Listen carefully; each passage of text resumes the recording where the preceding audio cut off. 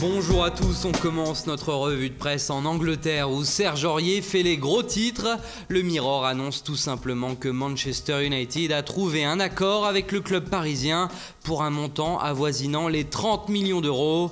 Cependant, un obstacle reste à lever et pas des moindres. Le joueur est interdit de pénétrer sur le sol anglais depuis sa condamnation en France en septembre dernier.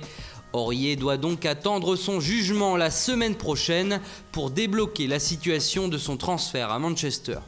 En Italie, on retrouve également les Parisiens à la une, décidément.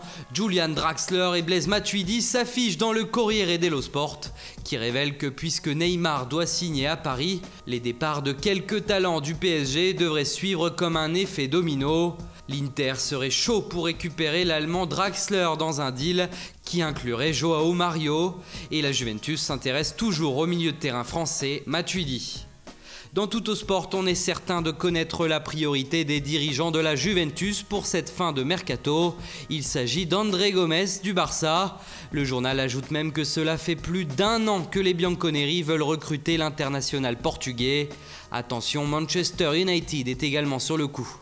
En Espagne, Mundo Deportivo a déjà tourné la page Neymar puisque les éventuels remplaçants du Brésilien font désormais la une à sa place. Ousmane Dembélé serait la priorité du moment, derrière Mbappé jugé trop cher, et surprise, André Di Maria en 3e position. Mais, on arrête tout, le journal Sport annonce « Tout est bloqué ». La Liga refuse le paiement de la clause de Neymar. Le président du championnat espagnol, Javier Tebas, a même accordé un entretien au quotidien AS dans lequel le PSG prend très cher. Il déclare « Non, nous n'accepterons pas l'argent d'un club comme le PSG. Paris est un exemple clair de dopage financier de club État financé par le Qatar. D'autant plus que ce club enfreint des règles et des lois, à savoir les règles de l'UEFA et du fair play financier. Ce serait une contradiction d'accepter le paiement.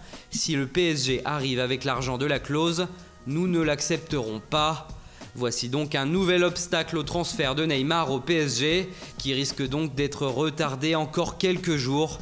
On rassure tout de même les supporters parisiens avec cette information de dernière minute.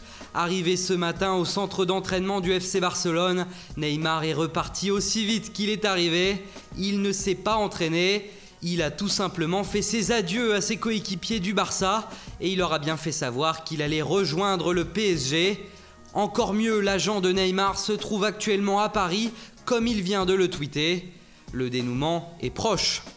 Et on reprend son souffle pour terminer tranquillement sur la une du journal Abola. Nice serait tenté par le milieu de terrain du FC Porto, André.